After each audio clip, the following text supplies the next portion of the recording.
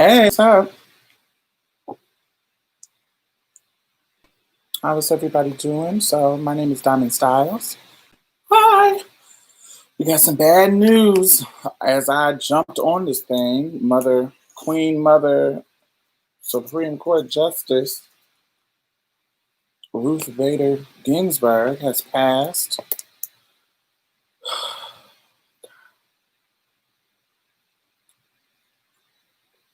She couldn't hold on no longer. She has worked her ass off well past retirement years. She's been a equal rights, gender equality champion for decades. I am sorry to see her go. The shade is, remember what they did to Obama? This is why I'm annoyed by Democrats sometimes. Remember what they did to Obama when it was his time to pick a Supreme Court justice? And whatever the rules were or whatever they did, whatever was going on, he didn't get to pick. Like they almost snatched it and punked him out of his pick. I don't know what was going on, but I bet Democrats can't do that. It seems like Republicans always can do some shady shit, but Democrats can't.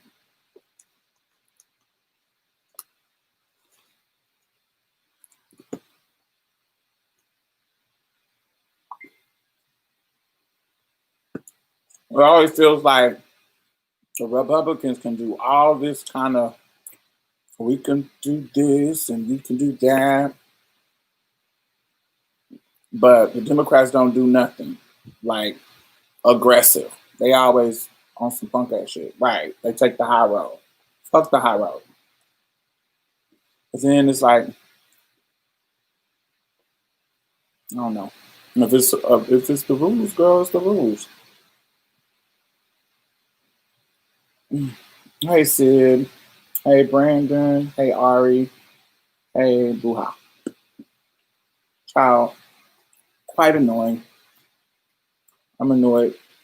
I I was preparing for this because I wanted to talk about Lovecraft, man. And then I went on Twitter and baby, they have said Mother Ruth is gone.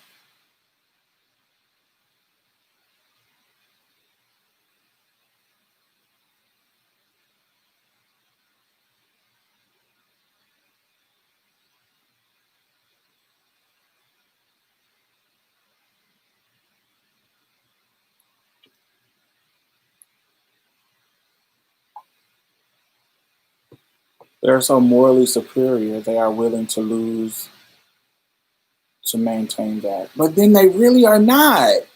The shade is they really are not. They do some creepy ass shit when it comes to money and lobbying and shit too. So they not really on no moral high ground either. They may not be as bad, but child, yeah, the illusion. The illusion. They all on moral illusionism. How is everybody doing? How's everybody's week? It's the end of it's Friday, so it's the end of the week. How did y'all week go? My week went good. I got my nails done. For fall, cute little fall colors, baby. My little brown with the blue and the black and white. Yes, I love these. It's so cute for fall. Hi. Even though it's fucking 98 degrees. It's fucking don't feel like nobody's fall here in Houston. Baby, I have said, hey Google, what's the weather? Currently in Houston, it's 85 and sunny. Tonight, the forecast is for a high of 85 and a low of 73 and clear. Word out. But the other day I said, what's the weather? And she said, oh, it's 92 degrees. But with the humidity, it feels like 99. I was like, bitch, what? Hot as hell. Diamond, you gonna keep it cute now? Yes, honey, I gotta do something. But I went into that place and I just didn't feel like. I thought about candy corn. I was like, do I want to do that? I was like, no, I want to just go ahead and go into fall. I had seen some nails. Let me see if I can find a picture. I had seen some nails. They don't look anything like this, but the color scheme tickled my fancy. Let me see if I can find it. Yeah, I don't know if y'all can see. Ooh. These, they're short. I don't like short nails. Y'all can't see because it's stupid light. I got a new kind of ring light thingy. It's a smaller one. I have a big ass one, but this one is a small one that I just got today. But y'all see them? I don't know if y'all can see. They got like some peacock feathers, some quail feathers on them. It's interesting.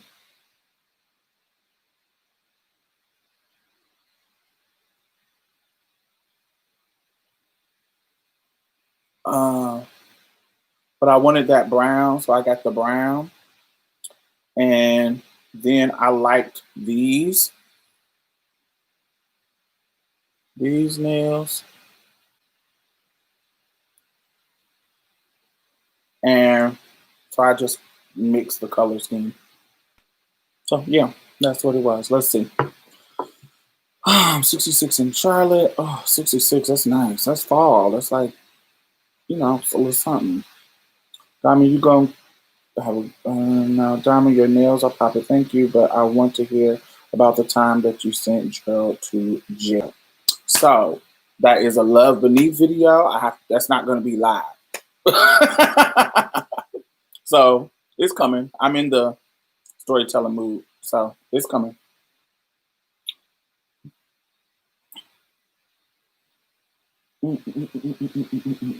I'm doing a forward for somebody's book. So it is I hate, unfortunately, I want to write a book, but I hate writing. I hate sitting down and writing because it is, I'm like ADD, so I get distracted. And so, yeah, it gets, but I'm writing a forward for somebody else's book. And that's what's kind of taking up my writing energy and time lately. So, yeah, this book that this person is letting me do the forward, this book is amazing. It's like if you are a queer person and you are looking for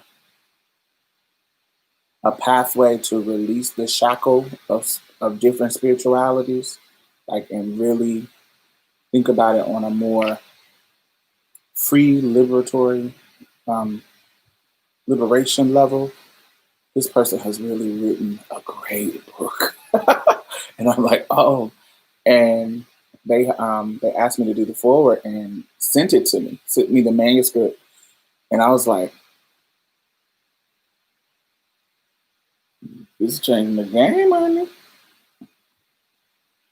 All right, word out. So yeah, that's what's taking up my time now. 57 degrees here, going on 42. Oh, where are you at, Brandon? Yes, remind her. Yes, you're an amazing storyteller. Thank you, thank you, thank you, thank you. I'm much better at telling stories than I am at writing them out. I get kind of, yeah. I want to hear about the time you sent Joe to jail. Yeah, honey, you gotta. Do you even remember what happened between me and Gerald? Are y'all caught up on what happened between us? Because I haven't even talked about him in a long time.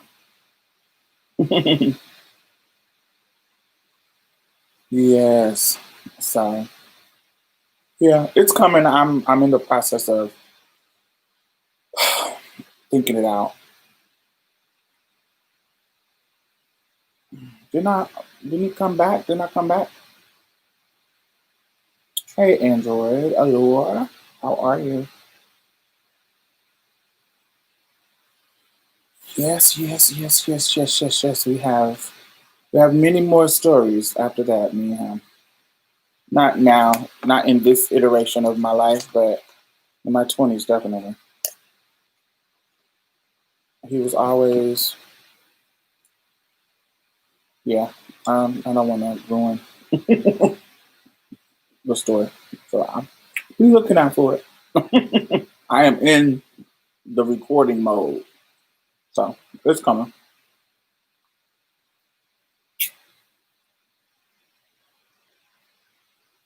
Mm, mm, mm, mm, mm, mm. I'm good. Getting ready to leave Seattle for a bit. Leave Seattle.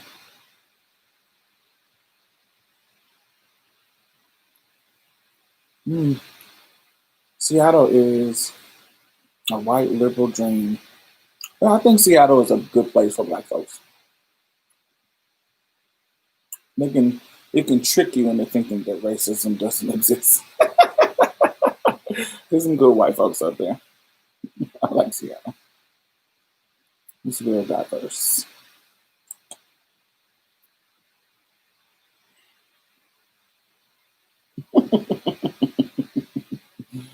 Oh, I think we're at a halfway point for Lovecraft. Yeah, so let's get into the topic. We got 3 minutes. I was like 7:15. Um, yes, it is going to be a Love Beneath video. Is there 10 episodes this season? I don't know. I just watch. I just watch till ain't no more season.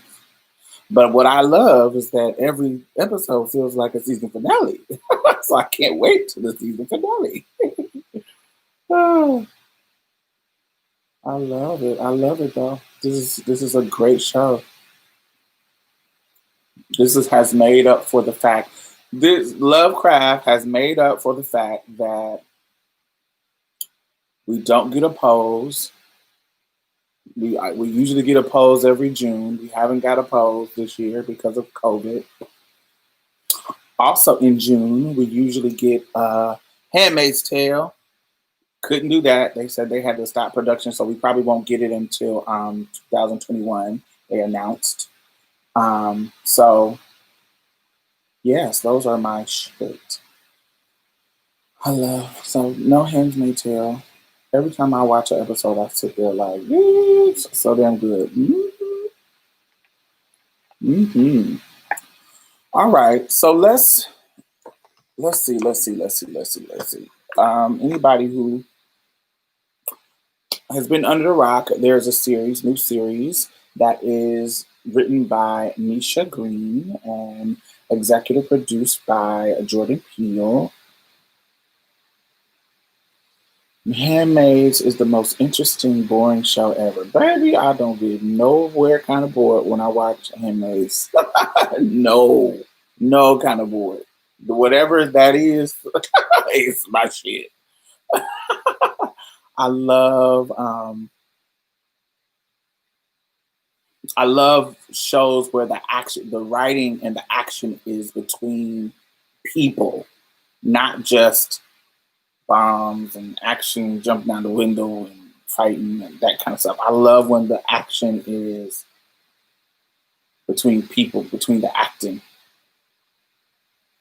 So yes, Anyway, so there is a show produced by Jordan Peele, written by Misha Green. She's the same person that wrote Underground. We also had Journey in it. Didn't Underground have Journey in it? I didn't watch Underground, but everybody said it was good, but I didn't watch it. But I think Journey was in that too. But it is starring Journey Smollett, Jonathan Major, not Jason, Jonathan Majors, um, Courtney Vance. Is that his name? Courtney Vance? I call Angela Bassett husband. I don't know his name. I think it's Courtney Vance. Courtney Vance is in it. Fitz from Scandal. Fitz. I know him as what was his name in Ghost? I always name him because I don't know his name. I always name him after character. Before he was Fitz, he was the dude from Ghost. He was it Tommy?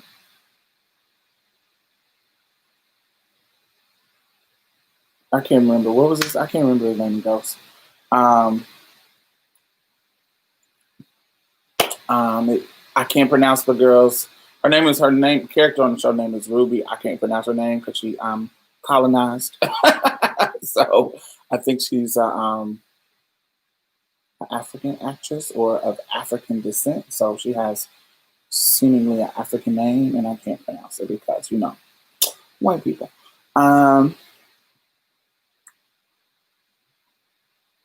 So we're gonna get into that, Sid. I don't live for Ruby. I live for Ruby's look. I don't live for Ruby as a person. So we'll get into that though. So Lovecraft Country is based on characters from William H. Craft. Is it William? W.H. Craft? Is it William? Honey, I don't know white folks' name, but he was notorious racist, and but he was a good horror writer, and so they have created movies based on his. They have created this series based on this book, but they have centered black people. Good job. Um, I actually watched the show and I listened to the podcast because I am a podcast freak. So if there's a podcast for a show, I always listen to the podcast because that is me, because I'm a podcaster. March Slade. Yes. So it feels like if it's so much going on. That's first of all, it's so much going on this series. So apparently, Jonathan Major's character, who is Tick, also known as Atticus Friedman. Is it Friedman or Friedman? Atticus or Tick. Well, the girl that played Ruby. Yes, I live for her. I love her. The main character is Tick, and his love interest. They grew up in childhood together. Letitia motherfucking Lewis, played by Journey Smollett.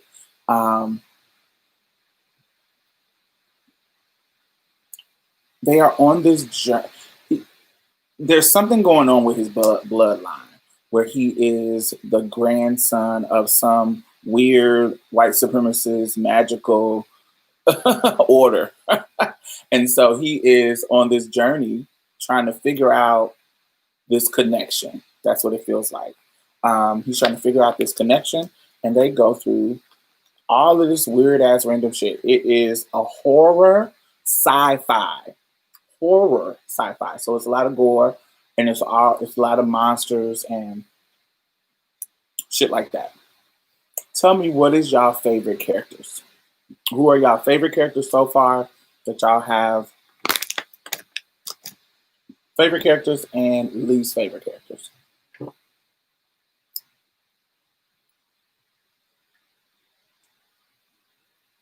So Letty is your favorite. Easy to. She's the most identity relatable for me. Of course, Black woman. I need more episodes. We're on 5. You can't figure out which one's your favorite? Thank you.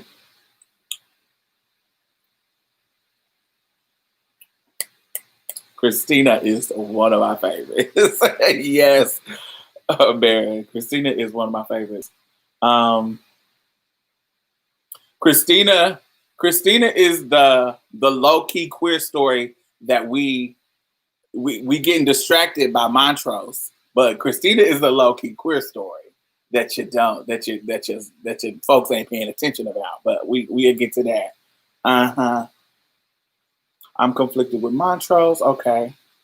Uncle George was my favorite. I don't think Uncle George is dead. This is a magical time, a magical show, so I don't think he's gone.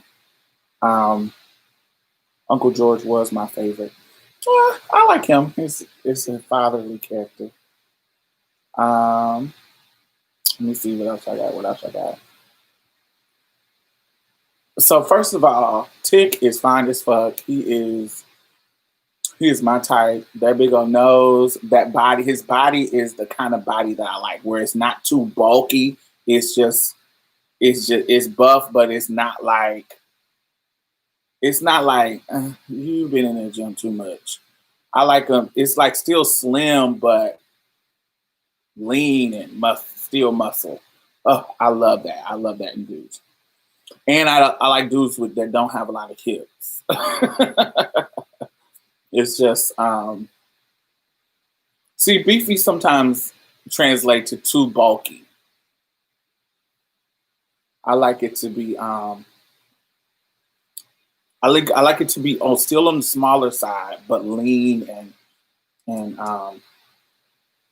yeah, exactly how he is. I love that.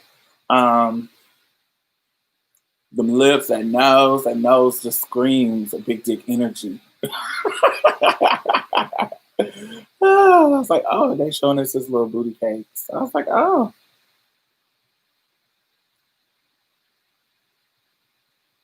Beefy gonna be fat as fuck on the off season. Yeah, Beefy can easily get fat.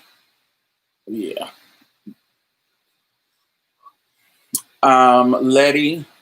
Letitia motherfucking loses. She is um I love her fashions. Her fashions is so mine. Her fashions are so I like that era of fashion for women, that femininity, that that midi length A line kind of skirt. That yeah, I like I literally have on one now. Yay!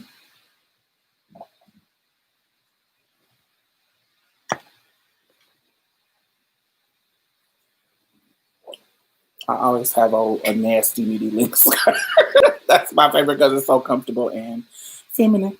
So I love how she dressed. I love her hair. I love that they didn't do her the blonde hair color. They did it black. She always got a cute red lip on. Some not always, but sometimes. I love her fashion. I love her feistiness. I love her. She's just a good balance of um, tough and feminine, and that's what I like about her. Um, I love that she's her own character. She's not trying to be saved. Not trying to save too much. She's not being. She's just a human. Sometimes she's gonna be vulnerable. Sometimes she's gonna be gutsy. She just has that balance in her that I love. And Journey Smollett is a great actress, man. She is really the first time I felt her acting was on Great Debaters. That one scene that she really that she got emotional on when she was making her arguments. I was like, oh, she has turned into an actress. Yes, come on. Because I hadn't seen her since Eve's Bayou, and I loved her in Eve's Bayou, but she didn't, she was a kid, so she didn't get into her. For me, I wasn't feeling her full acting chops because she was a kid. Um, um, because I don't be feeling. I'm trying to think of how I felt some kids' emotion. I don't know. Kids' emotions don't really move me. It always makes me feel like, oh, child. But yeah, I didn't feel her emotions in that. But when I first was like, oh my gosh, she got some acting chops was The Great Debaters, and yeah, I loved it. I loved it. I loved it. So to see her really flourish and come into her own, and I'm like, I always worry about talented light skinned women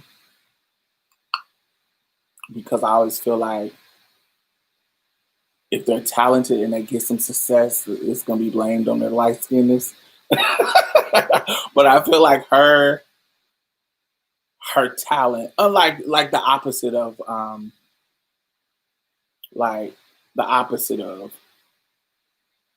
what's her name?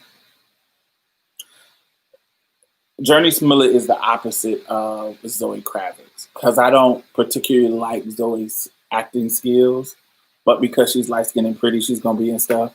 Like her, I would be like, oh yeah, you can blame that on her.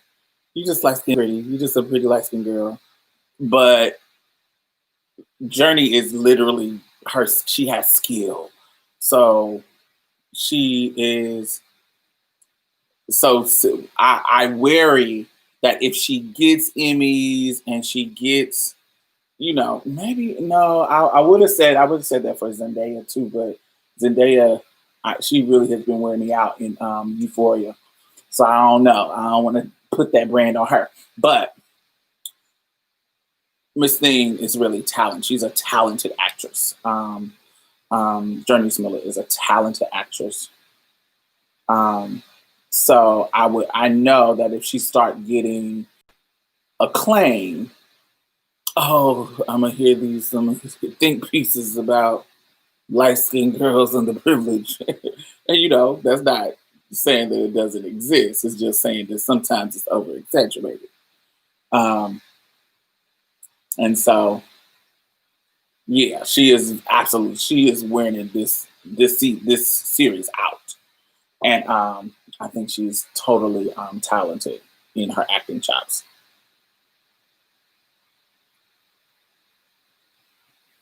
A highly melanated Zoe Kravitz wouldn't even get in the door. Yeah. I do. I like her character on Big Little Lies, but it don't make me feel nothing with the acting. Yeah, Lauren London. She is a pretty girl. I think some of the reason why she gets so much respect is just because of that. Oh, let's give her room to mourn Nipsey Hussle for so long. Remember when what you call it was trying to holler at her? What's the dark skinned dude with the teeth and the hair? It always says crazy colorist shit. Yeah, Kodak. Remember when he was trying to holler and everybody was, not everybody, but niggas was like, oh, don't disrespect Nipsey like that. Oh, that's his queen. They was real quick to jump and protect. I don't remember ever seeing that happen. They was quick to jump and protect, honey. That's his queen. Don't disrespect. Like, girl, get out of here. But anyway, so yes, we know that's foolishness. But so let's talk about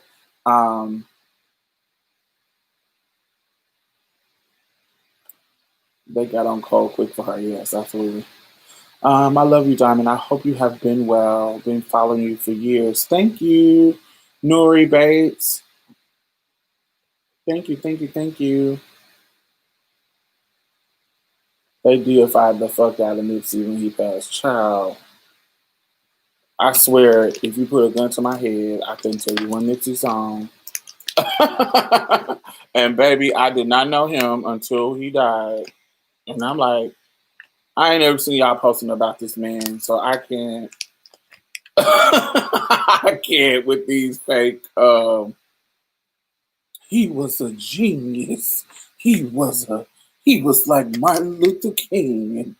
Y'all see all the art, all the artwork, and putting him next to Martin Luther King.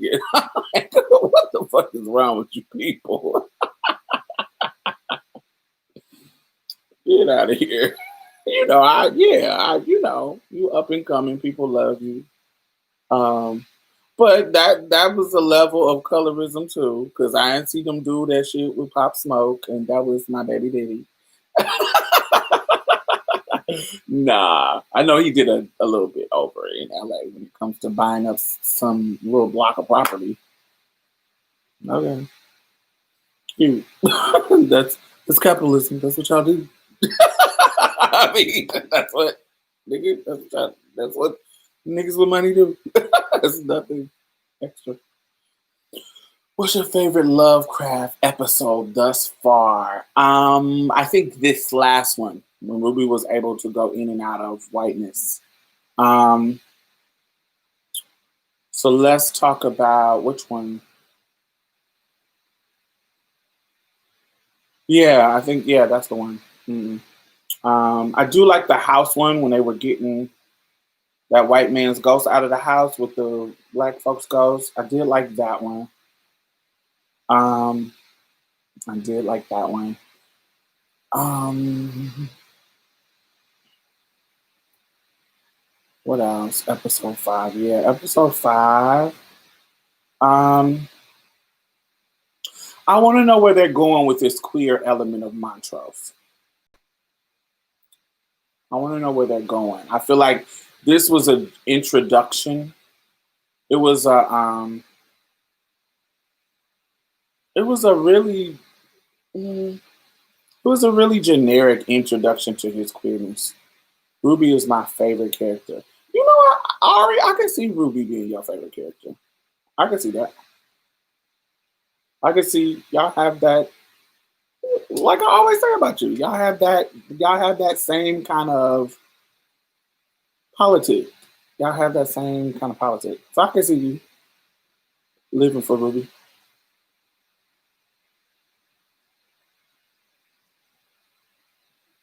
He's not Tig Daddy.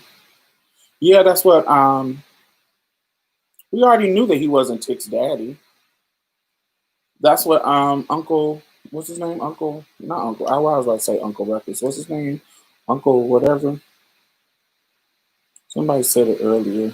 Uncle George. Yeah. Uncle George.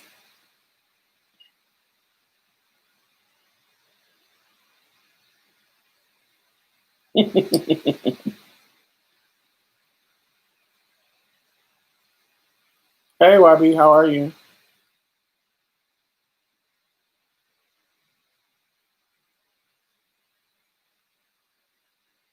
What is racket?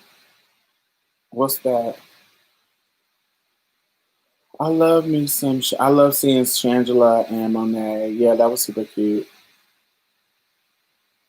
Out here working. Yes, I do. I love that they, because I mean, shows don't always show the queer side of history, like that we were existed in this time that they were that they're talking about in the 40s and 50s. We existed at that time, so seeing that culture, because the early ball scene would look like that. Um, this is pre hormones was invented in the 30s. They weren't readily accessible though, particularly for queer folks. Excuse me. They weren't readily accessible. So from trans person to a drag queen to a crossdresser, you really would be able to tell too much of a difference. So how they look might be a little bit less passable in the day. And so yeah, now in our era, we have really distinct groups. What a drag queen looks like, what a trans person look like. There's some overlap, of course, but it's you can tell nowadays. You can tell a person who is living their truth. Um, they did have lubrication back then, but the spit, that's a whole, to me, that's why I said this, it was a generic run of revelation of his queerness. Trey can walk in the door and just bend you over. You ain't went and dushed. You ain't went and got your cakes ready. You just spit and fucking, that's a typical straight people telling a queer story. Like, they always got to make it raw like that. They always got to make it like extra. Queer folks like to go clean out their booty hole before they get plunged. Even if you're not, I'm not saying that all, that this is all, but your trade, your normal, because clearly they have a relationship, not relationship like maybe like a in love, but they have a history with hooking up. Your trade pop up, he come in, honey, you tell him go in their relationship. You tell him go sit on the couch and you go play in your bottles. You ain't. I was like, this whole little bend you over. I was like, this is such a straight. This is so straight. People writing queer narratives. That is not saying that that is not totally possible, but spit fucking is some random in the alley, in the bathroom, in the random hookup between two dudes. That's when spit fucking happens. Like, oh, I'm just hooking up with this nigga in the bathroom because we just winked at each other and we making it happen. That's spit fucking, but normal. I know you and I've been hooking up with you. Honey, chill right there on the couch. Let me go get ready. Go play the bottles real quick and do your thing. But that's not the. But this is straight people writing queer stuff.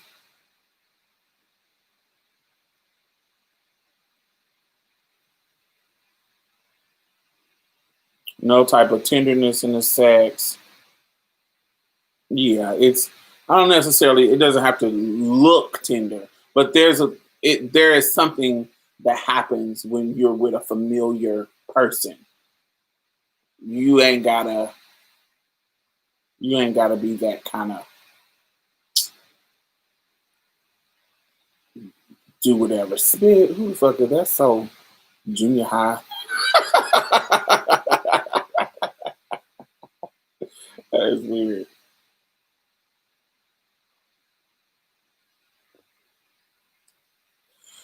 So let's talk about Ruby. So let's talk about episode. Let's talk about no. We're gonna talk about Ruby later. Let's talk about Christina. What y'all think about Christina? Did y'all hear about? Yeah, we talked about it earlier. Samantha. We are sad. Rest in peace, Queen. Montreux wouldn't kiss. He was ready to slob on the knob. Yeah. Yeah, I just felt like this was straight people trying to navigate a story that they don't know about. This is, they don't know about, and they wanted to make it hot or whatever. I don't know. I don't trust Christina fully. You shouldn't. Christina isn't somebody to be trusted at all. Like you shouldn't trust her at all. She doesn't. She hasn't.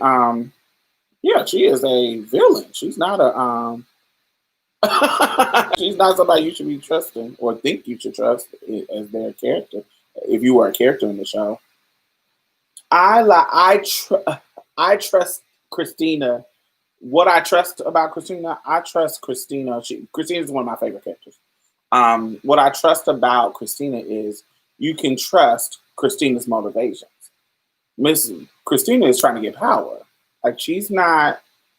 There's no if and buts about it. I'm tired of being the daughter of these niggas with power. I'm tired. She quintessential woman, white woman. She is not. I trust that in her. Like how I get there, you might can't trust my motives in how I get there, but you can trust that I'm trying to get this power because I'm tired of not having access to what these niggas, white niggas, what these white niggas keep keeping me from. I'm trying to get power. Now,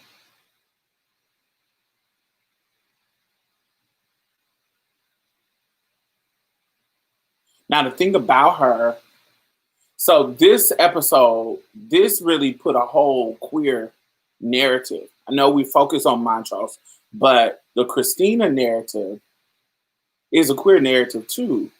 There's some underlying queerness because she sure did fuck Ruby on that staircase as William, right? Um, She sure did fuck her. And she was like, while she's is William, when she doesn't need to flirt, she's flirting. Like, remember when Ruby was in the white lady's body and she was in William's body, but we didn't know yet? Remember when they were sitting outside the car and William said, I want to kiss you wherever you want me to kiss you. And clock this. It's more than just I'm put in this body to get what I want. It's deeper than that. Because if you remember when it was time for Ruby to do what they wanted her to do, and she went to that lodge and she was the maid or whatever. And then Christina came in and she was like, where the fuck is William? Like, I've been waiting here for 3 hours. And Christina was like, oh, well, William does like a demanding woman. Anyway, this is what I need you to do. And Ruby was like, these is cops? She was like, oh, nah, bitch, you got me fucked up. You trying to get me killed. And Christina grabbed her arm and said, did you care about William at all other than what he gave you? Did you care about him? That's a tender question. That's an emotionally connected question. Where Christina was wondering, did you care about William? But she's fucking William. We didn't know it at the time, but if you go back and watch it, she asked her, did you care about him? To convince her that, and wondered if she cared about William. To convince her that, this is William's rightful place, and you will be helping him take over this lodge where he's supposed to be. And and Ruby went and did what she was supposed to do. But you get some of the care within Christina if you go back and listen to certain things, how she says certain things and what she says to certain people. Yeah, she's enjoying who she is, being able to play. And then think about it. In the same way, I don't like this comparison because it kind of gives that weird transphobic shit. But they're comparing in this episode. The comparison is one person is going from black to white, and one person is going from female to male, and how they both are navigating that tea. And we know with this transracial conversation going on, and how the whole text is like, if you can change your gender, you should be able to change your race. And it's hypocritical if y'all can't accept a Rachel Dolezal, but y'all can accept these trannies changing their gender, that kind of shit. So it kind of it's alluding. They're not saying that directly at all, but it's alluding that. But it's moving that space. It's moving that kind of give you access to that privilege. Yes. Would y'all do that? So that's my question too. Did the police captain have a black man's torso sewn onto him? There's a picture that somebody had posted on Twitter where when the sleeves were on that shirt in the picture, it looked like a black man torso. But if you look at the show, when it's off, it looks like tattoos. Because the arms were still white, but it could be sewn on too. So I'm not 100% for sure. But when I re-looked at it, because I clocked it at first, but I wasn't for sure if it was tattoos or not. But when I went back and looked, it looked like tattoos. But I clocked it could be a black man's body too. I wasn't for sure. Yeah, I was like, But when he had the shirt on over his arms, it looked like a black man's torso. But when I rewinded, it looked like because it looked like tattoos a little bit. So I wasn't for sure, but it's a sci-fi movie, so I could see them doing it. That could be that too. But yeah. So about Ruby. Ruby is a old W.B. Du Bois, not W.B. Du Bois, really the same thing, but more so like a Booker T. Washington ass Negro. They got so much negative to say about Black folks. They're like the um, they're like the pull yourself up by your bootstraps, Black folks. You need to be an accredit to your race, Black folks. This is the negative side of Ruby. Like, because she's a dark skinned big girl, you want to be on her side because she's that representation. But if you listen to what Ruby is saying out of her mouth and what she does, she's actually trash. She reminds me in real life of when I had Black female bosses. Once they got a little bit of power, they got shady as fuck and turned into basically white people, worse than white people, because they got a sense of power. And so think about it. Think about if Letty got access to this white woman's body. Do you think she would have treated the Black worker the same way? Probably not. If Atticus got access to a white person's body, do you think he would have treated that Black girl the same way? Because she's a bootstrap ass, pull yourself up by your bootstrap, you need to be this perfect instance to get, when she realized that Miss Thing didn't have the credentials, didn't even know that you can go take extra typing class, she didn't live up to what she thought that she should have lived up to. Once she found out, she wanted to be shady to her. Put some lotion on your knuckles because they looking ashy, and going down and kikiing with the white girls and talking shit about her being, talking shit about her being unqualified. Ruby is those kind of Black people who, they don't have tenderness for Black people, especially Black people that they don't think fit that respectable garb. It's just something about Ruby that is, they're like a pro-Black coon. They're not a coon for white people. They're a coon for respectability. I hope that makes sense. Like, it's not like I want approval. It's not like I'm gonna go over to the white people side to cater to the white people in the way to look good to white people. I want to coon and cater to be a credit to my race, to be the example to Black people. I want you to look at me like I'm the example to make us look good. So you need to do what I do. So they're not cooning. They're not cooning in a way to it's really hard for me to explain. It's not cooning in a way like they want to be white. They're cooning in a way that they want to be respectable. They want to be they cater to respectability, not white people. That's the difference between a regular coon. This one, they're pro-Black. Their motivation is to make Black people look good, not to be white. They want to be respectable. This is the way you get it. This is the way you become a dignified Black person, by being this perfect. Let me get my resume perfect. Let me get the typing classes and all that kind of stuff. But who are they wanting to be respected by? Who do they want to?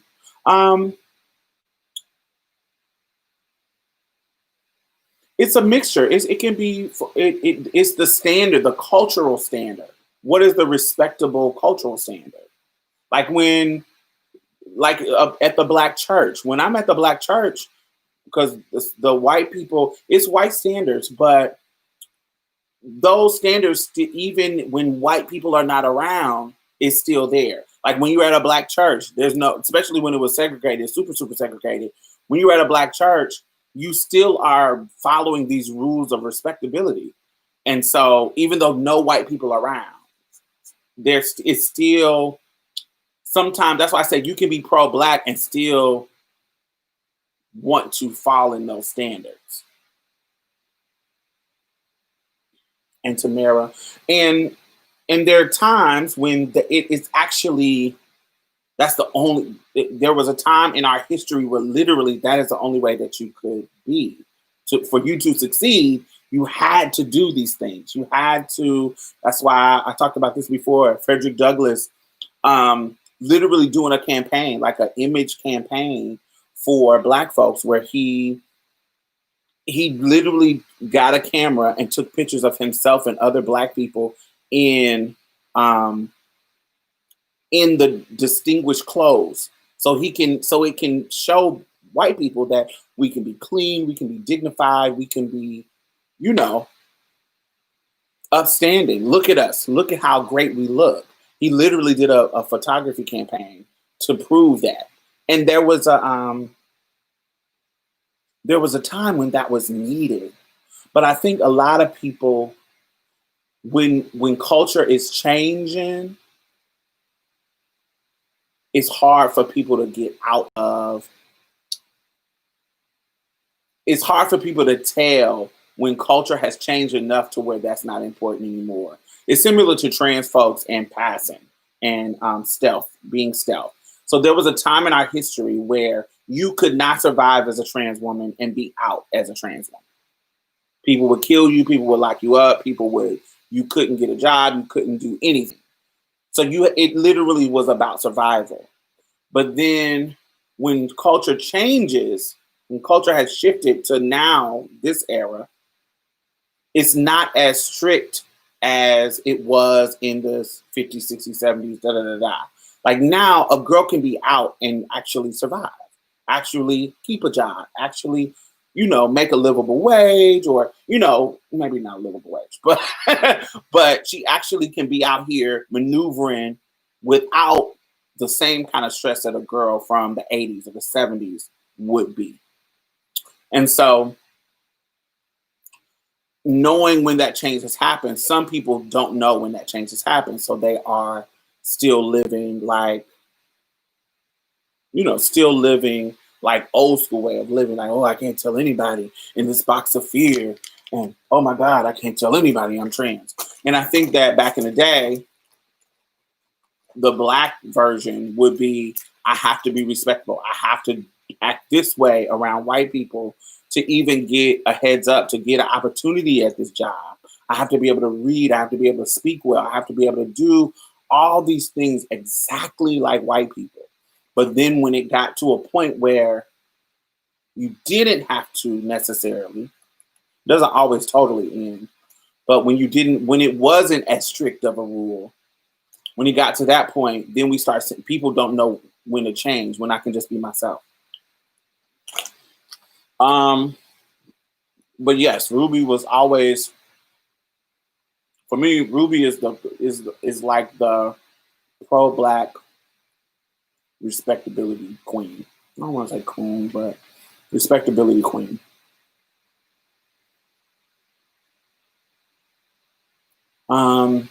Atticus.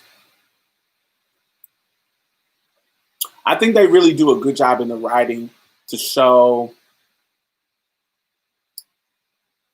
Black men's tender spots. Like remember when one of my favorite lines, I don't know, was this episode 4? One of my favorite lines is when Letty tells Atticus, like, can you please stop fucking acting like this is just happening to you? That even though that line was about the show, that was bigger than the show. That line was much, much bigger than the show. Yeah, that was one of those moments I was like, ooh, right. And there's a lot of situations, like even this past episode when Letty, when he had beat up Montrose, and Letty, and he had ran down there looking for the pictures of the pages because old boy had killed the Two-Spirit character, which was late and tired. But I talked about that on episode of Marsha's Play 151.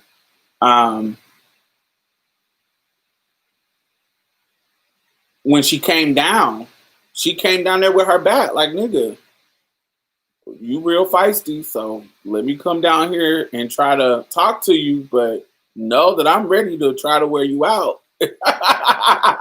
And so that's bigger. That's bigger than the show. Like we not gonna roll over. We don't have because of your violence and your trauma, we don't have the luxury to roll over like white women and still benefit and have security.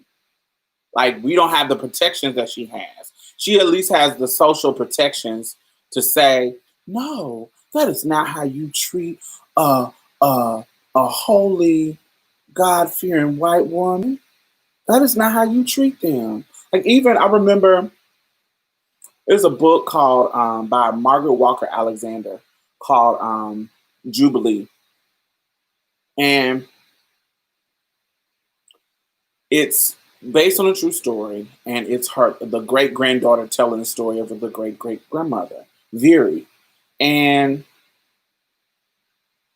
in the story, it really shares the culture about just so y'all, if y'all like reading, it's really, really good. It's Margaret Walker Alexander. Just so I can show it to y'all. Margaret Walker Alexander Jubilee. Yes. Yes. So it talks about this culture where the white man, the master of the plantation, is teaching his son. This is like the grandfather or great father of Viri's father, and the plantation owner who got the plantation. And the father would teach him that the culture was your wife really is for procreation. You have sex with her, but your white wife is for procreation. The culture is, is to make babies, to have a legacy to pass on, so you can pass your wealth on to your kids. But if you want to do nasty, gutter bucket, sexual things, that's what your slaves are for. That's what, if you want to do anal sex, you want to do anything nasty, like you just want to get your rocks off. You don't do that to the holy Christian white woman because you don't want to defile her. You do that to your slaves. That's where you get your rocks off. Remember when in Coming to America, when Whatchamacallit said, sow your royal oats. It's that whole culture of objectifying. You get that off your chest, and then you come back to the country and, marry who we want you to marry, the respectable one or whatever. And so it's that same kind of culture where different context, of course, but where you get your rocks off on your slaves. And that's what it was. So there was a protection of white women with Christianity. It was rooted in Christianity. It was rooted in whiteness. It was rooted in, just the culture and femininity. This is the pinnacle of this is your helpmate. To them, this is your helpmate. This is the pinnacle of femininity, the pinnacle of beauty. This is like your perfect accessory. If you are a businessman and you are a successful man, you have a respectable Christian wife on your arm, and you don't defile her. Like, it was a cultural protection around them. But for us, we didn't have that protection against them, against white women, against black men. Black women didn't have that protection at all. And so not having that protection makes us have to be tough, have to have gumption, have to be always on guard and ready to twirl.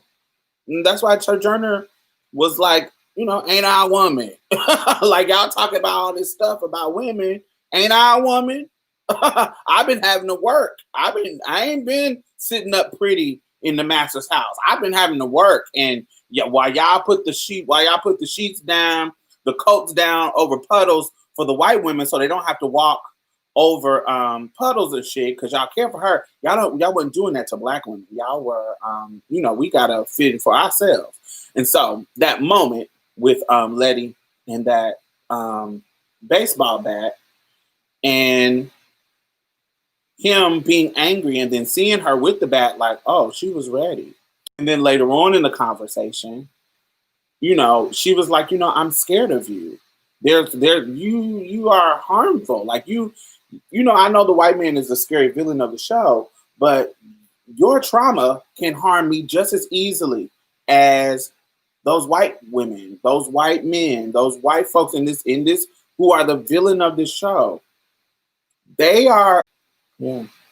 So I think that's beautiful, and they do that a lot. Where I'm like, interesting. Even the moment when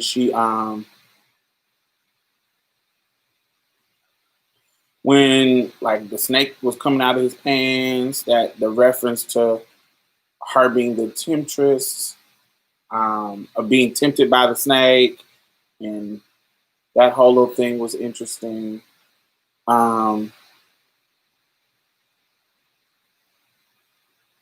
Yeah.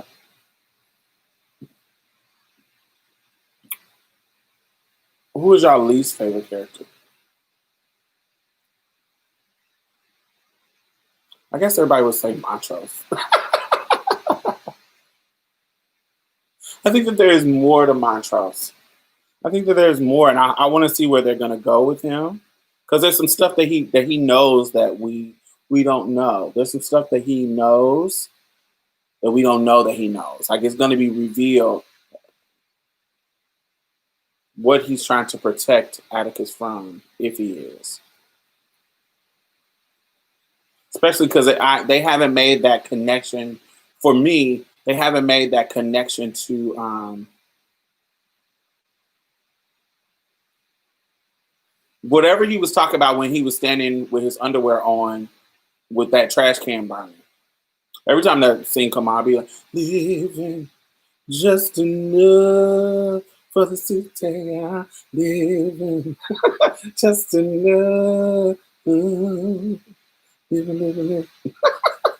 From New Jack City. I don't know if y'all remember that, when they were singing in front of that trash can.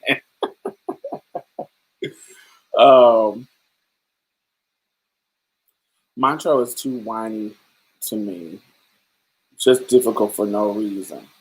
Yeah, I think that's because he's been through something.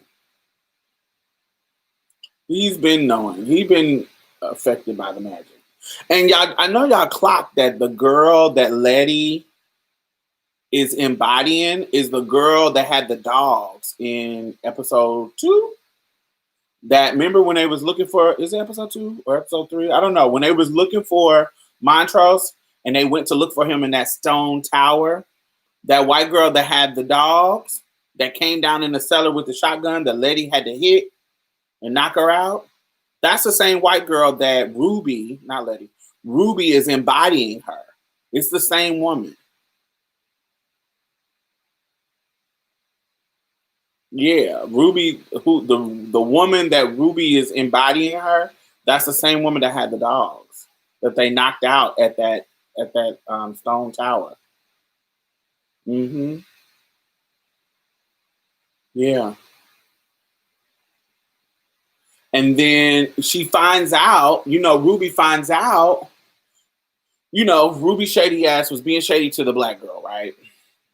And she finds out that, like, she's not qualified. So it's fucking with Ruby's brain. You feel what I'm saying? She was like, how did they let this black girl come into this department store? Like, I thought the rule was I had to be the perfect Negro. I got to be the model minority. I got to be this perfect thing. How did this girl, who didn't even know that there were extra typing classes down at the college or whatever, like, how did this girl get it? But what she finds out is that he got a taste for black pussy.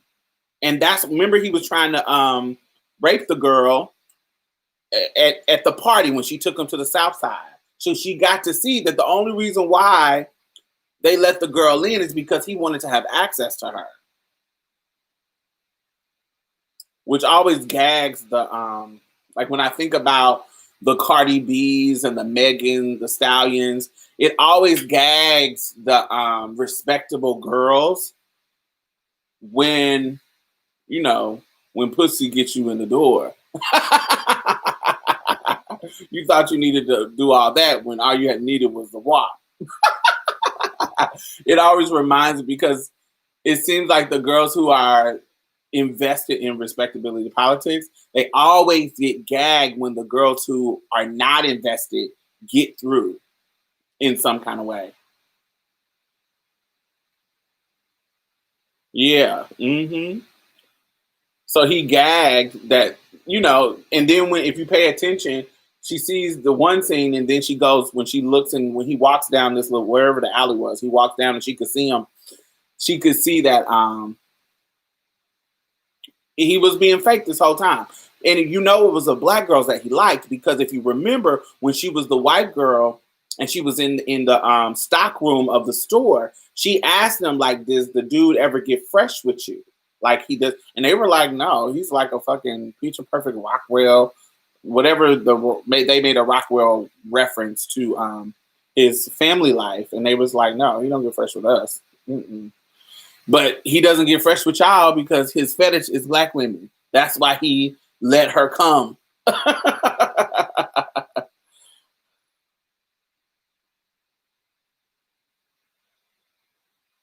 Because I don't cook, I don't clean. Let me show you how I got this one. Gas, honey. So that was quite interesting because I was thinking in that regards. And when Christina told her, like, you do all this bullshit complaining, bitch. You got this power. Like, yo, you do all this complaining, talk about the girl interrupted. And now you got this white woman's body, and you're not understanding that what you can do. You're not using this you're talking about you're the girl, you're always interrupted. What are you if you're not interrupted? It's the power. It's to do whatever the fuck you want to do. Who are you uninterrupted? And she reminded her, like, you got this access to this power. How far do you go? And that's what clicked in her brain, like, ooh, I can wear this white man out. I can do what I want to do to him. And I can use the power of this to dehumanize him and fuck him up. And that's exactly what she did when she was fucking him with that stiletto shoe. Ouch.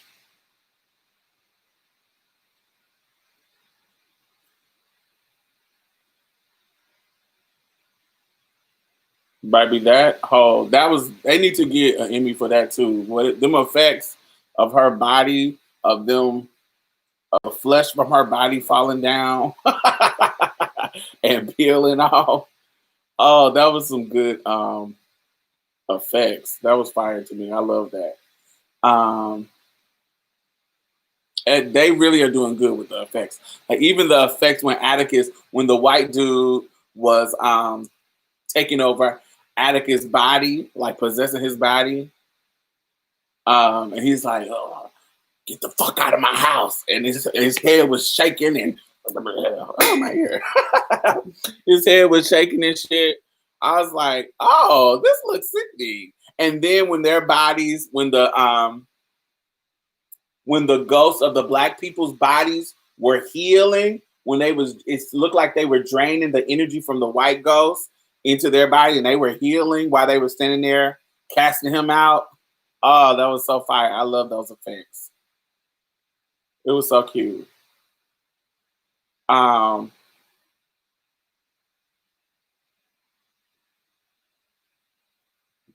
we get to see what the pages are. I want to see what the pages are. I want to see what he's going to be able to get some kind of spell because there's a spell that whatever that spell that keeps her alive, like she can't be harmed. Oh, and that's another thing why I like Christina. Because Christina is She's the wild card. She's the one you don't know what they're gonna do. You don't know what they're gonna do to shake it up. Like, because you don't know their motivations. Like, you know their motivations is power, but what are they gonna do to shake up this power structure? Like, what are they gonna do? She has the ability from her vantage point to shake up the power structure, but that's bigger than the show too. When white women think about how white women always vote Republican, what if they really are from a vantage point where they really can shake up the power structure? Black folks, we just like, child, we trying to make it work and shift it however we can shift it. But them hoes, they got the power to, if they shift their brain however they work, divest from white supremacy, they can really shake up the power structure a lot on a racial level and a gender level. They really, really can shake up the power structure. And so it's like that. Like, it's the same. Why Christina is one of my favorites, because she is the wild card. Like, I know what Letty's motivations is. I know what Tick's motivations is. I know what all those. I know what side they're on. Christina, what she does to break it up. I know it seems like, she's on the white side, but she also, because of her vantage point, there's something that's different about her. Like, that's why she was like, I actually understand you. Like, you may think because I'm a white girl that I don't get this situation, but the bottom line emotion of what you're going through, I actually understand it. And remember when she gave Atticus that ring, that gold ring. That gold ring is what that now I want to say poison, but whatever that shit was coming out of the ring that stopped him, that was mixing in with that power that the white dude was doing, her father was doing, that allowed him to see Hannah and get out of the house, how she got out of the house. Remember, if you pay attention to that ring during that scene that Christina gave him, Christina said, it's that small mundane kind of thing that can help you out of a situation. And she put that ring on his pinky. And that ring, whenever that power was going on, that ring started releasing that little black shit, and it was allowing him to see Hannah, and Hannah helping him to get out his great-great-grandmother or whatever, allowed him to get out of the fire. And so she gave him the ring. She was shaking it up. Christina was shaking it up. So she's like the wild card. Like, she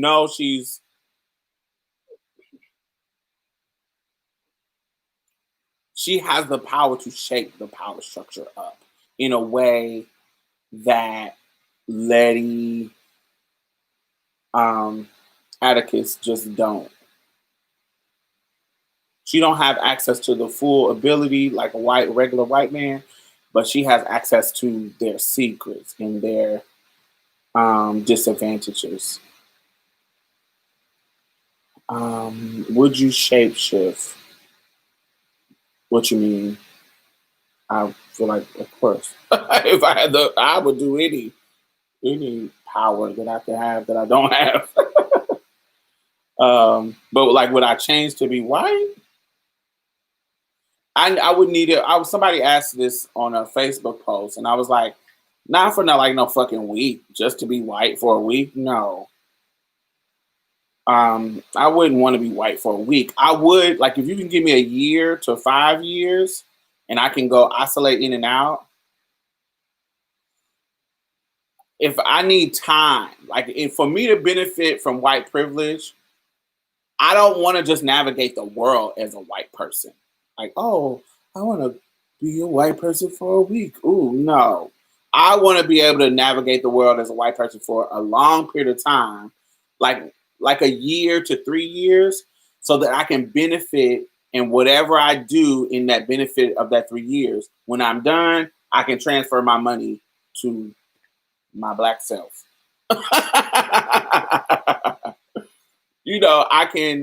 I want some of the structure and the resources. I don't just want to navigate the world as a white person. No, I wouldn't do that. That's stupid.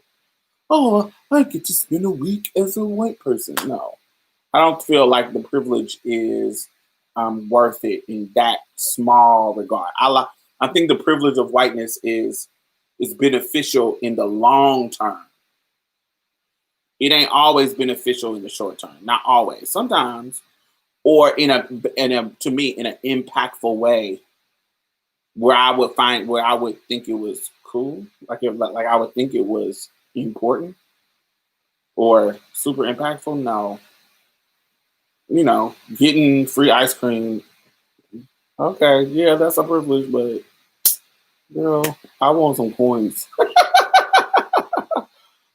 I want some coins, baby. So I would I would metamorph if I could go in and out.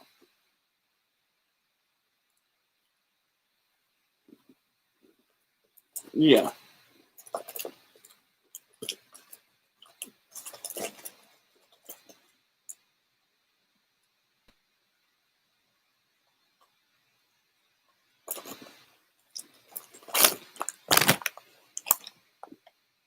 I would have to be able to go in and out, or long term, like year to 3 years. If I had to be permanent for a year, 3 years, yes. But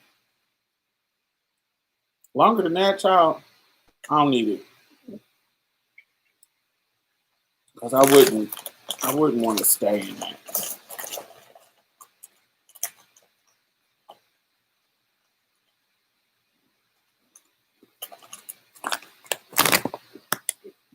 Because if I'm a black girl inside of this body, I know I'm still gonna like BBC, and I would be annoyed by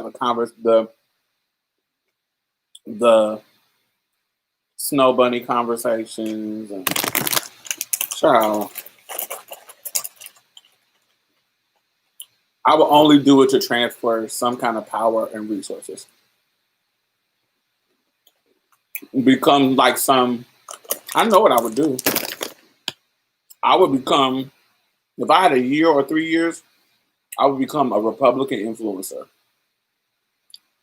and get all kind of donations. Really build that kind of Republican coin into my pocket, and then when I know it's about to end, transfer the money. That's what I would do. I would be like the Ann Coulter.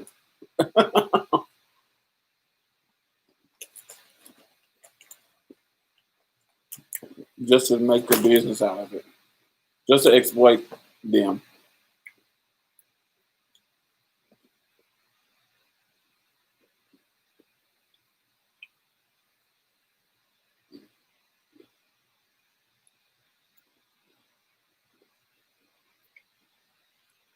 Mm-mm-mm-mm. So what are y'all predictions for if it's 10 episodes and we're in the middle ground, what are y'all predictions?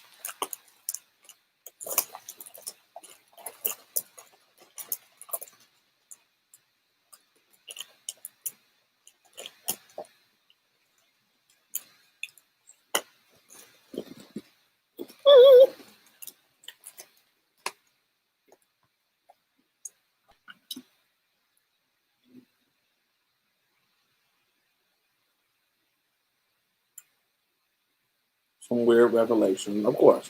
But we know Tick is not Montrose's father.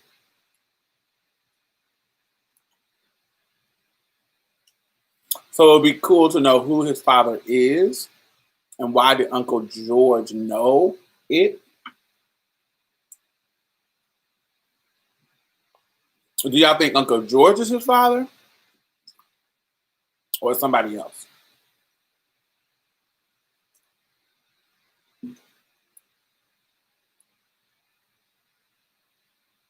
No, I don't think Uncle George would. I think somebody else we don't know is his father.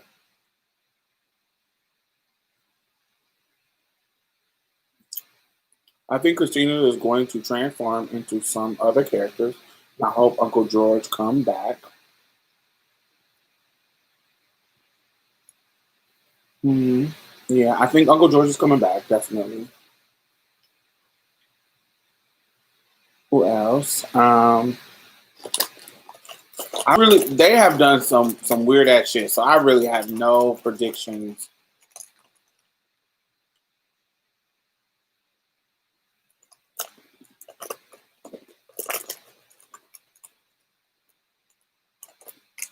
I love how every episode explores some type of aspect of horror in racist history.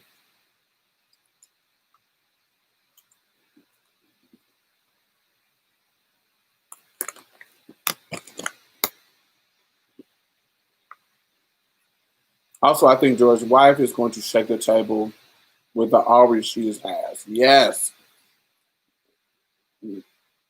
Ingenue is too good of an actress for them not to use her in some way. I don't know what she's gonna do, but I feel like that little piece, especially then, it's an important piece because it's in something's in that house of Letty's that Whatchacallit can't get to. Christina can't get to. And Christina is breeding them for a reason. Yes, the monster, she's breeding them for a reason. Yes, yes, yes, yes, yes. But Christina does a lot of shit it's her first time doing something. Remember when she held that monster out of that cow's booty hole or vagina, wherever it came out of?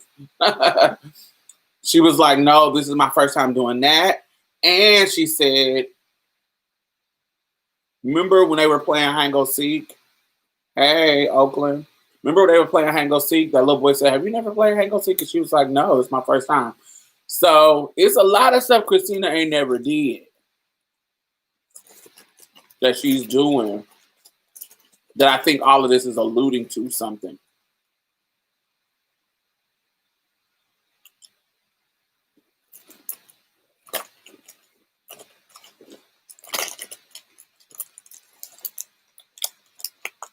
Hey, Marquita.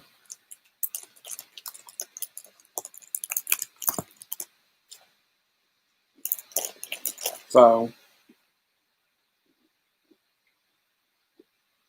yeah. Maybe Christina is one of the monsters. No. I don't think so. I think Christina... I don't think Christina is somebody. I don't think Christina is not Christina.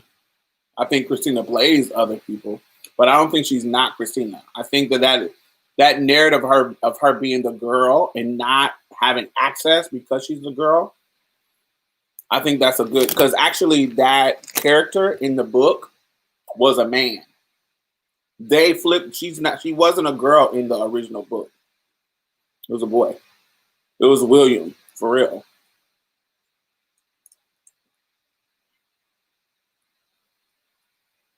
They talked about how the racists were scarier than the monsters because they were a method to ridding the monsters, like, but the racists were still racist in the midst of being killed. Let me read that again because I ain't get it. They talk about how the races are scarier than the monsters. Yes, because they're a constant threat, like a threat a threat you see. Um, yeah, because there is a method to ridding the monsters. Right, you can get rid of them. Yes, whereas the races, you can't get rid of them. They say the same. Yes. Okay. Okay, I had to catch it. Um, even if you kill some of them, it's still some more. It's still the culture. Right. So was it me or was the white lady that Letty turned into the first episode? Yeah, we talked about that, Marquita. Yeah, she is. She's not the first episode. It was the second episode.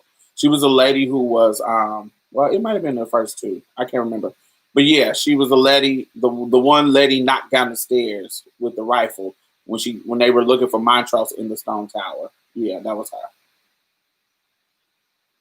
She was Hillary Davenport, and she was Dale, Dell, in who had the dogs.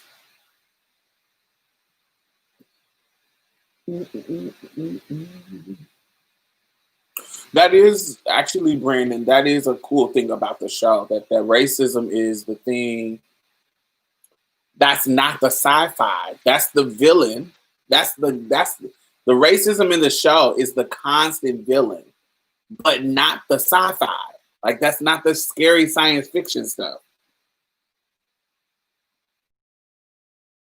They had ran to that cabin in the woods, and that monster was chasing them. That was scary. But what was scary is, honey, when the sheriff was chasing them, and then they get into the other county when they thought they were safe, but they run to the fucking other sheriff of the county. Yeah. hmm Yeah. In that episode. Ugh. Where the light can kill him.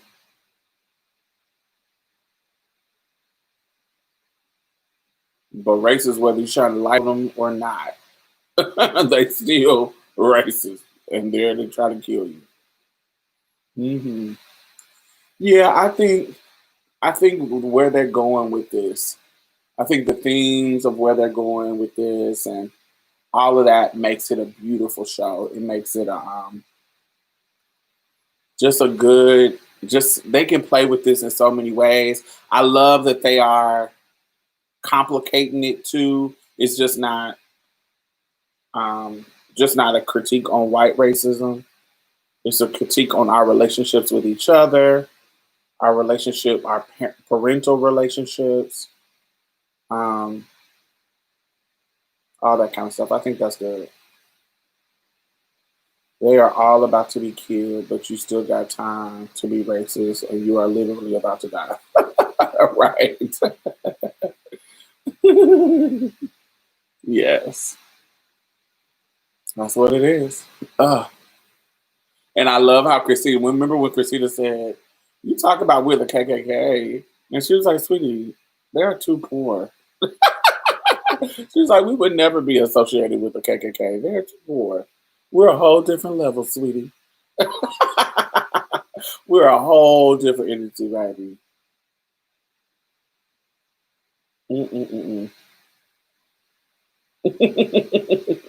She said, "Baby, that's those little low level vibrating people. No, we on a whole other situation." Oh, I thought that was sickening. Um, Letty is a wild card too. She's the wild card who, um, from the bottom up. Like, she, instead of being from like top from Christina, she's like, sometimes I just gotta take the risk and go for it. Like, when she was tired, she got her back and started busting out them car windows and wearing it out. It was like, it gets to the point where, child, whatever the consequences is, it's just gonna be. It is what it is. What Michelle Obama saying. It is what it is. we gonna make. I'm gonna get this frustration out. I'm gonna tear this shit up, and we'll figure out what's gonna happen after I get my frustration out. I don't know. For me, I didn't like the second sex scene with Chick and Letty.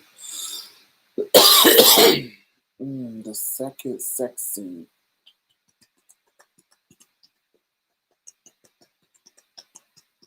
I don't remember. I remember the sex scene when she was in the bathroom where she lost her virginity, and then the second sex scene when she took off all her clothes. Yeah, I remember that. Yeah, I don't. Um, the sex scene, their sexual relationship, and it's kind of weird to me. I don't know. Yeah, I also like how they use music. Cardi B's money. Yeah, but that's how Jordan Peele does. You know, they'll insert current music into old some the visual would be old school, but it'd be current music.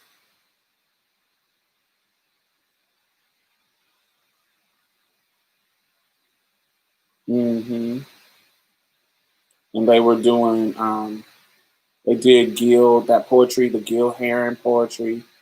Is his name Jerome Gil Heron or nah, something Gil Heron. Something, I can't remember his name. He's a fucking homophobe, so I don't really listen to all his stuff, but they've been using a lot of his poetry in music. A lot of his poetry in movies. Um, so Montrose was at the pageant ball. Was he expecting the fact that was he accepting the fact that he was queer or um I needed more. We talked about that earlier in the, yeah, Gil Scott Heron, Whitey on the Move. They used that. We talked about Montrose earlier. I'm gonna need more. It was too stereotypical. The whole every all of that those scenes where his queerness was revealed. We talked about earlier. It felt like straight people trying to do provocative queer scenes, and I necessarily like it. It was kind of not realistic. It seems weird with the type of relationship they had. Like if they had made it random, like I said, if they made it random, like it was like he was hooking up with a random gay dude, then it would be believable. Using the spit and just fucking and da da da. I know people like that. I know those type of situations happen. But we're talking about somebody who is intimate with each other, who has a familiarity and a tenderness. It just wouldn't have happened like that. I just don't think it would have happened like that. It just didn't. It didn't seem realistic. It didn't resonate with me. Um, I'm not using no spit as lube for a trade that I've been fucking with. If he come through my door horny as fuck, I'm gonna suck that dick and be like 1 second, and I'm gonna go to the back, play in my bottles, get my mineral oil, I don't know what they used back then for lube. It's probably some whatever they use, Vaseline, whatever, and get my things ready, and we gonna wear it out. That's what you do with your familiar trade. Not no fucking. They were having random street sex. That's not what gay queer folks do to me. Queer men do to me that have an intimacy with each other.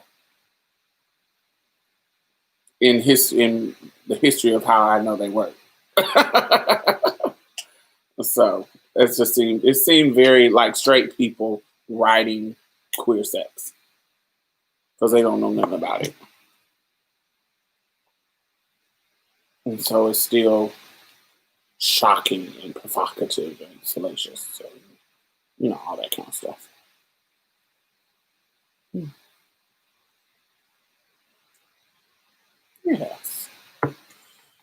Well, I think that's about it, y'all. I think that it's so far so good. I like the music. I like the writing. I like the acting. The only thing that I didn't like was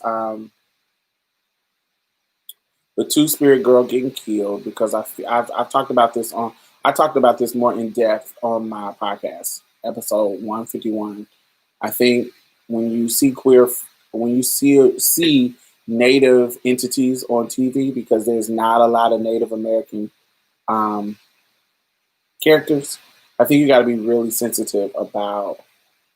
Um, you got to be really sensitive of how you depict them because they have very little representation. That I feel like I think it's important to be sensitive. Now, I listened to the podcast of that episode. There's a podcast for Lovecraft Country, and they go in. It's the writers of the show going in depth in the topic, and and the metaphor was Audre Lorde, how you can't use the mantle the master's tool to dismantle the master's house, because it's always going to end bad, because you are still that same thing that we talked about with Ruby. When you try to be respectable and get into the system, you still not breaking the system down. You just turned into an agent of the system. And so that's what Montrose did. He was turning into the exploitive agent of the system that was killing her. And they explained it more elegant than that, but they really explained it and break it down. And no, it's not still saying that that's okay for a native person to be killed like that, but it explained it a little bit better for me. So I hope it continues. I think a future episode is going to deal with the Black Wall Street massacre in Tulsa. That should be interesting. Yeah. I wouldn't want them to do that. Actually, they could, but I wouldn't want them to do it because Watchmen did it. But they could too. Anybody can do it. But I think that would be cool.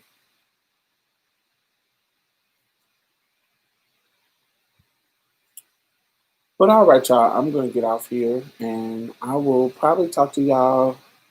I don't know when, but whenever I feel like getting one. But I don't want this to be too long. And so I think they will, because when Montrose burned the books, he said it smells like Tulsa. Yep, they probably will. That it preluded to that. Um, but anyway, I will see y'all later. Thumbs up if you enjoyed, and I'll see y'all back definitely next Friday at 7, and whenever I just randomly get on, like I do in the evening or in the early morning, just to chit chat. Yeah, I'll see y'all later.